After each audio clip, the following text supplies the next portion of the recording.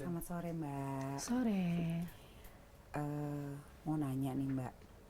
Mbak semenjak menjadi istrinya Mas Aldi Taher, seperti apa sih sosok Mas Aldi Taher itu di mata Mbak? Oke.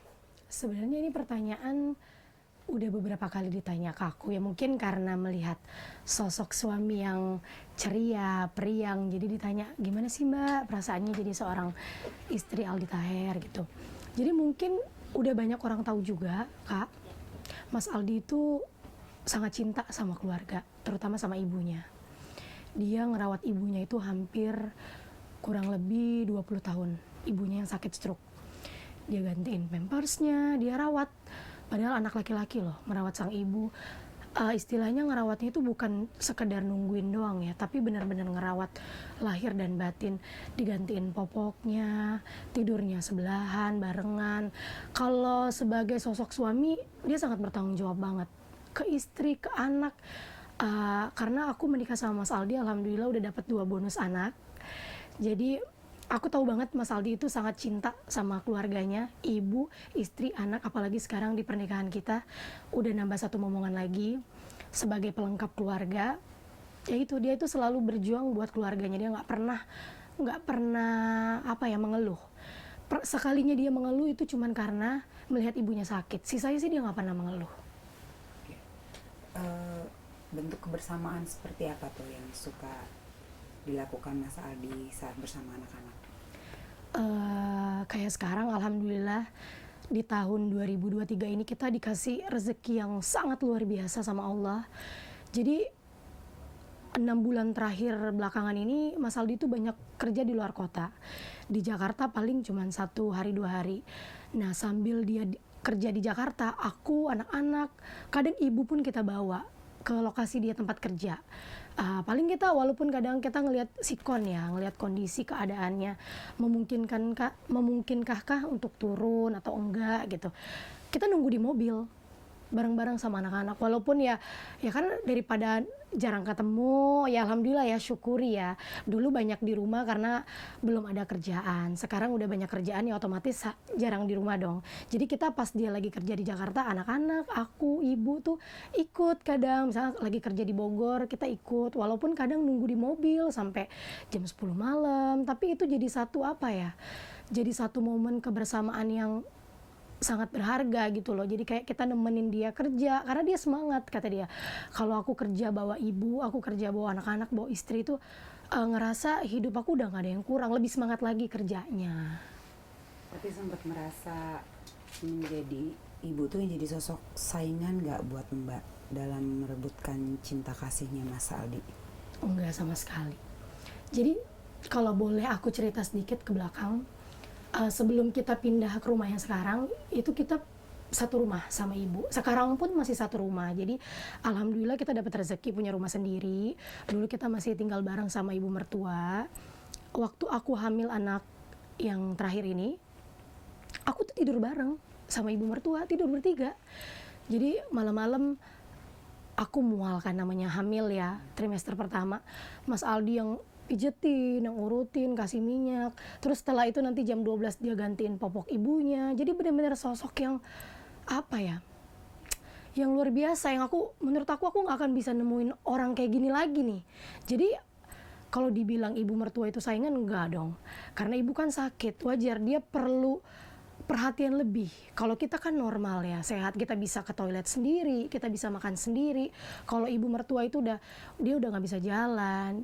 Dia juga nggak mau ada di posisi sekarang. Dia pasti maunya pengen gerak sendiri, kemana-mana sendiri. Cuman ya apalah daya dia, ya. Kenapa? Gimana? Bagaimana? Nggak kuat kali listriknya. Lampunya. Dari yang Tadi ngomongnya apa ya, apalah daya? Oh, ngomongin ibu ya? Iya. Cemburu nggak ya? kan ibu juga nggak mau kalau nggak bisa makan. Ibu sakit. Jadi ibu mertua kan sakit. Memang dia perlu perhatian lebih dong dari anak-anaknya. Alhamdulillah sekarang aku juga sebagai menantu menambah anak lah ya buat ibu. Itu juga Bang Aldi tuh aku selalu banyak belajar dari dia. Dia ngajarin aku, ini nih surga kita bun. semakin kita berbakti sama orang tua. Jadi aku sedih sih kalau ngomongin orang tua ya, karena alhamdulillah orang tua aku dua-duanya masih sehat. Ketika ngelihat mertua sakit itu, jadi kita kebayang gimana kalau posisi ibu mertua itu adalah orang tua aku sendiri.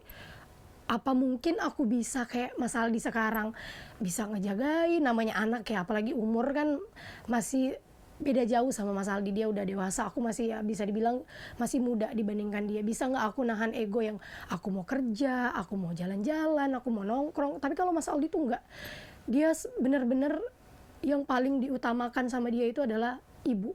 Aku udah jadi saksi ya, dia beberapa kali cancel kerjaan yang di malam hari, bukan cuman karena, tapi dia bela-belain waktunya itu buat jagain ibunya.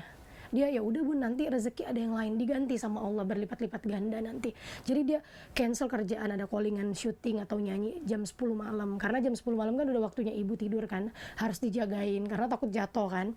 Dia bilang, ya udah Bun, gak usah diambil dulu, kita jagain Uci aja dulu. Sampai segitunya loh. Tapi bener kata dia, aku banyak belajar. Setelah kita cancel kerjaan itu, besok itu kerjaan datang tuh berlipat-lipat ganda. Jadi aku benar-benar luar biasa banyak belajar dari dia. Makanya sekarang aku mumpung kita masih punya orang tua yang ada, masih sehat, jangan pernah sia-siain, jangan pernah kurang ajar sedetik pun tuh. Kita nggak akan pernah bisa ngebales kasih sayang orang tua. Kita kasih dia uang sebesar apapun, rumah semewah apapun, bakti kita sama orang tua tuh nggak bisa gitu, nggak bisa dibales gitu. Mbak tahu nggak sih kalau selama ini tuh kontroversi sensasi yang suka dibuat sama Mas Aldi itu kan suka bikin banyak orang kesel ya. Mbak sendiri sebagai istri lebih ngerasa malu atau justru bangga dengan perilaku Mas Aldi? Jujur awal-awal aku sempat berhenti main sosmed Kak, karena aku nggak siap dibully sama orang. Karena kan awalnya aku dulu kantoran, menikah sama Mas Aldi ya mau nggak mau aku juga dikit-dikit dikenal sama orang. Sosmed aku diserang sama orang, aku sempat stop main sosmed karena aku bilang aku nggak kuat kalau aku harus dibully sama orang. Mereka itu bukan ngebully akunya, lebih ngebully Mas Aldi. Kok mau sih Mbak ini, apalagi aku dalam keadaan waktu itu hamil ya, jadi mungkin hormonnya juga naik turun. Nanti anaknya begini nanti malu loh punya orang tua gitu. Sampai akhirnya lagi-lagi aku belajar lagi sama suami. Ini Masya Allah, dia ngajarin aku, dia bilang, kenapa kamu harus malu? Aku nggak pernah ngambil hak orang, aku nggak pernah mencuri hak orang, aku nggak pernah ngerampas hak orang. Aku kerja ya buat kamu, buat anak-anak, buat orang tua.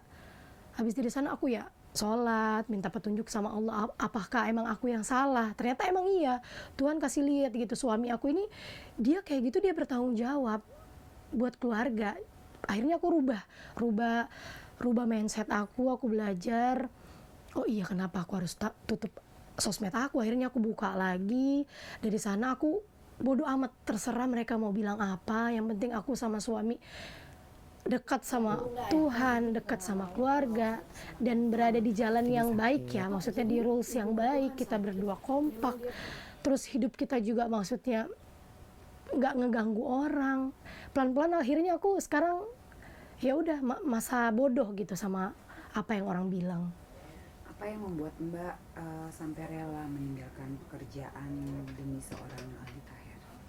Jadi ini sebetulnya udah kesepakatan kita berdua sebelum menikah. Aku menikah sama Mas Aldi itu Oktober 2020. 4 bulan sebelum aku menikah dia udah bilang, boleh nggak nanti setelah kita menikah kamu nggak usah kerja, dia bilang. Insya Allah aku bisa nafkahin kamu, insya Allah nafkahin anak kita lagi nanti setelah kita nambah anak, boleh nggak kalau kamu nggak kerja lagi gitu. Awalnya aku sempat mikir karena udah biasa kerja ya, aduh kayaknya nggak bisa deh kalau aku jadi ibu rumah tangga aja yang biasanya pagi udah ngantor, sore pulang, harus tiba-tiba di rumah aja terus ngurus suami atau nemenin suami kerja, kayak ada rasa belum siap. Tapi akhirnya aku pelan-pelan, mungkin memang ini udah jalannya, aku harus nurut sama imam gitu. Akhirnya, oh ya udah oke, bismillah, aku tinggalin kerjaan. 4 bulan sebelum nikah aku udah resign kerja. Jadi bukan pas udah menikah aku resign. Jadi sebelum menikah pun aku udah resign. Terus menikah sama Mas Aldi, alhamdulillah sebulan pernikahan aku langsung hamil.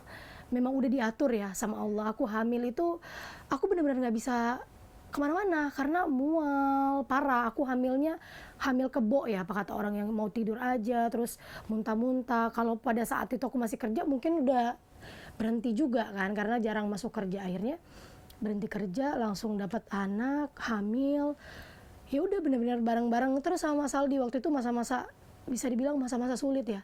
Mas Aldi juga belum ada kerjaan, belum ada callingan syuting, belum ada job nyanyi kayak sekarang, sampai kita buka mie ayam di rumah.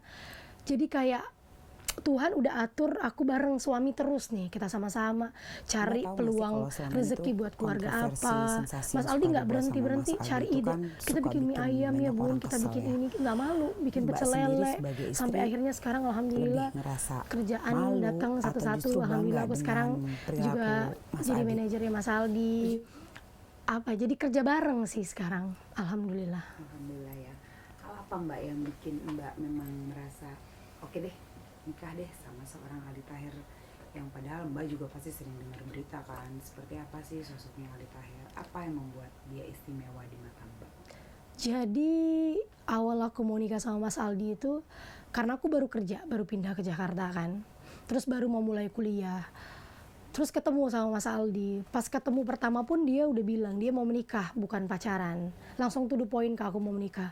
Kalau emang kamu siap, mau, oke kita ketemu orang tua. Ya udah, waktu itu 2 bulan atau 3 bulan gitu aku lupa, kenalan sama Mas Aldi. Aku langsung info karena keluarga di Palembang kan, orang tua di Palembang. Aku lagi menjalani hubungan yang baik sama Mas Aldi. Mereka sempet nggak setuju, semua nggak setuju. Kakakku yang laki-laki, kalau orang tua itu bukan lebih nggak setuju ya, jadi kayak mereka ngasih pandangan, kalau kamu menikah sama Mas Aldi, kamu harus sayang sama anaknya, sama kayak darah daging kamu sendiri, kamu nggak boleh beda-bedain. Jadi kayak kalau orang tua lebih ngasih pandangan ya, kalau kakak yang laki-laki benar-benar nggak setuju. Nanti emang lo siap nikah sama dia udah punya bonus lo harus siap berbagi, lo harus, dia ngasih kayak pandangan, gini lo plusnya, gini lo minusnya menikah sama duda yang sudah punya anak 2 gitu. Cuman pelan-pelan, karena mereka pada saat itu belum ketemu sama Mas Aldi, mungkin belum tahu kan, belum ketemu kan, kita nggak bisa ya tahu karakter orangnya gimana. Setelah ketemu ya Mas Aldi itu Masya Allah luar biasa. Sekali lagi dia datang ke rumah aku, dia duduk di bawah, ibu aku sampai ketakutan, takutnya rumah kita kan yang namanya sederhana ya, takutnya kurang bersih lah, atau kurang besar, kurang rapi, takut Mas Aldi nggak nyaman. Cuman Masya Allahnya dia datang ke rumah, dia tidur di bawah, tidur di karpet, enggak yang harus ada AC segala macam, enggak, makan pun enggak yang harus beli, dia maunya ibu aku masak. Dia juga ketagihan sama masakan Palembang, masakan ibuku. Jadi orang tua, keluarga jadi yang tadinya bisa dibilang nggak setuju lah ya, jadi berubah setelah ketemu tuh, jadi berubah 100%.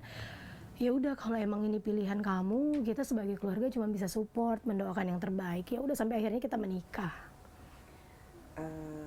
Ada nggak pesan yang ingin Mbak sampaikan untuk seorang Mas Aldi Taher? Pesan ya, sebagai seorang istri, aku tuh kalau ngomongin dia tuh sebenarnya sensitif Kak, karena apa ya, di luar sana tuh banyak yang orang nggak tahu. Jadi nangis deh.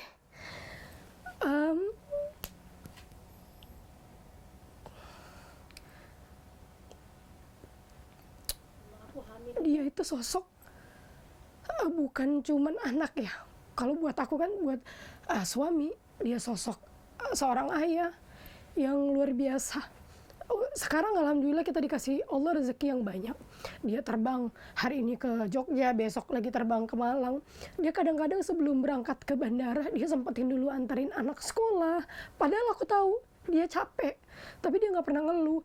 Dia sempet dulu cium-cium anak, dia cium kaki ibunya dulu. Maksudnya apa ya? Yang kayak aku bilang tadi, mungkin aku gak akan pernah nemuin orang yang sama, yang berbakti sama orang tua, yang sayang sama keluarga, yang rela berkorban untuk keluarga sebesar itu.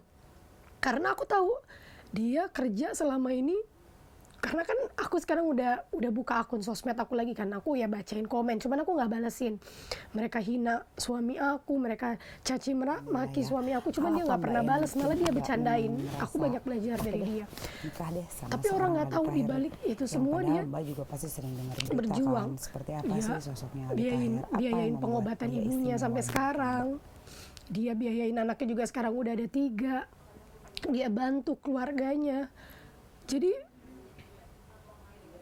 apa ya? Jadi aku sekarang tuh makin kesini makin berpikir aku nggak salah pilih orang. Aku pilih ketemu, dipertemukan sama Allah itu sama orang yang tepat.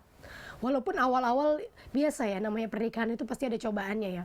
Aku diuji karena dia banyak dibully sampai akhirnya aku kena, bukan aku aja, keluarga aku juga sampai itu kenapa tuh suaminya gila ya segala macam gitu, suaminya gini rela mengorbankan misalkan kehormatan gini buat mencari uang gitu. Padahal aku tahu dia juga yang dia lakukan itu dia bukan memalukan orang lain, dia hanya memalukan diri dia sendiri. Dia rela diri dia ditertawakan sama orang lain, tapi itu buat keluarganya, buat orang tuanya, buat istri sama anak. Jadi sekarang kenapa aku harus malu? Harusnya aku bangga.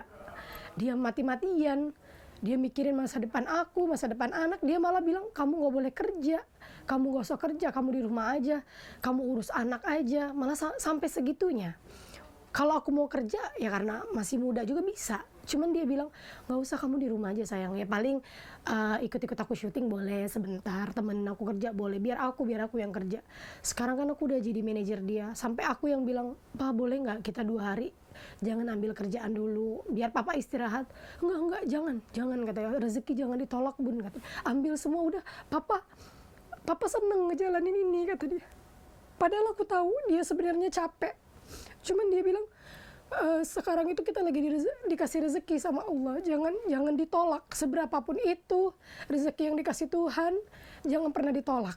Dia selalu ngajarin aku, misalkan nyanyi dibayar misalkan ya 5 juta, terus ada yang nawar berapa gitu, dia nggak pernah oke, boleh, udah bun kita bantu. Apalagi kalau yang udah berhubungan dengan kesehatan kayak acara anak kanker, dia nggak pernah mau dibayar, dibalikin sama dia malah uangnya. Ada nggak pesan Mas Aldi kita punya uang nih buat Mas Aldi buat transport segala macam, dia nggak mau terima, dia malah balikin uangnya. Jadi masya Allah luar biasa. Kalau sekarang aku udah terserah dia orang mau ngomong apa, yang penting aku tahu dia gimana gitu loh. Jadi apa kira-kira pesannya buat suami tersayang? Yang pasti doaku yang pertama, papa sehat. Karena aku tahu dia dulu pernah sakit kanker, aku juga nggak mau dia sakit lagi. Kalau dia udah sehat, dia bisa kumpul sama aku, sama anak, sama orang tua. Kita bisa kemana-mana bareng. Karena yang paling penting itu adalah kesehatan. Dia sehat, aku sehat, anak-anak sehat, keluarga sehat. Udah itu udah paling nomor 1 kebahagiaan buat kita. Mbak, terima kasih banyak. Sama-sama. Mudah-mudahan langgeng ya. Amin. Terima kasih ya Allah. Jadi nangis.